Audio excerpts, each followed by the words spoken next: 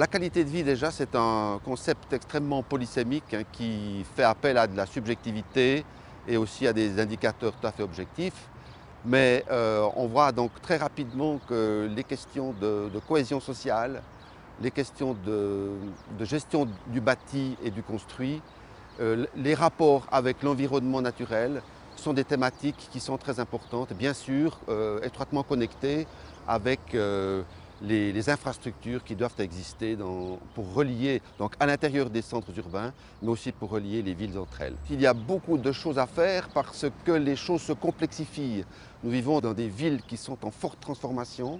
et il y a lieu de mettre en place des structures, mais aussi des manières de gérer ces villes très novatrices. Et donc il y a de grands enjeux pour toutes sortes de raisons, parce qu'il faut vivre ensemble, il faut vivre avec des espaces toujours plus confinés, avec des liens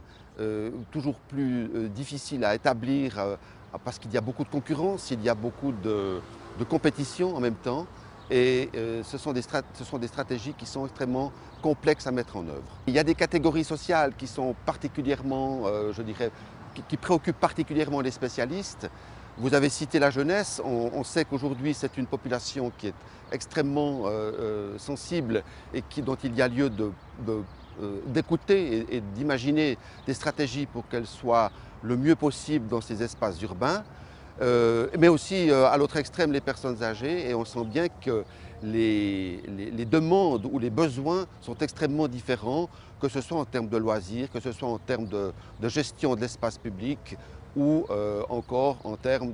d'infrastructures par exemple. Pour régler ces problèmes de qualité de vie, il faut absolument que l'on dépasse les acteurs principaux que sont les architectes et les aménagistes pour qu'une interdisciplinarité se mette en place avec des sociologues qui sont là pour mettre en évidence les questions de cohésion sociale, de mixité sociale et démographique, pour mettre en évidence tous les enjeux liés aux inégalités, aux violences urbaines par exemple, où nous avons aussi besoin de géographes parce que ce sont eux qui peuvent nous expliquer les enjeux liés à la mobilité, au recentrage dans les espaces urbains. Et puis on pourrait ajouter les biologistes parce que paradoxalement, ils sont là pour nous dire,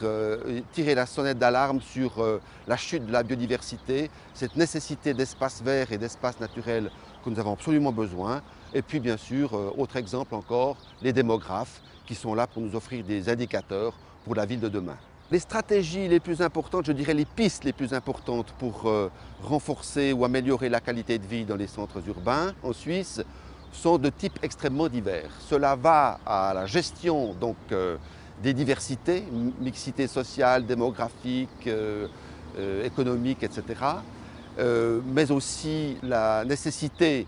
de travailler sur le rapport entre espace urbain, espace rural, espace naturel, la nécessité de travailler ensemble, donc une interdisciplinarité absolument incontournable, indispensable, et puis bien sûr ne pas oublier les infrastructures, parce que sans les infrastructures, la vie ou les vies urbaines sont tout à fait impossibles. Donc il y a des liens extrêmement étroits entre ces 4 ou 5 pistes sur lesquelles nous devons travailler. Pour moi, en tant que sociologue, la piste qui émergerait peut-être de manière prioritaire, ce sont toutes les questions de cohésion sociale, du vivre ensemble, du lien social. Et là, il y a de grands enjeux parce qu'on ne peut pas vivre ensemble si on ne trouve pas des stratégies ou des manières de procéder qui fassent que la vie soit agréable pour tous ou le plus agréable possible pour tous.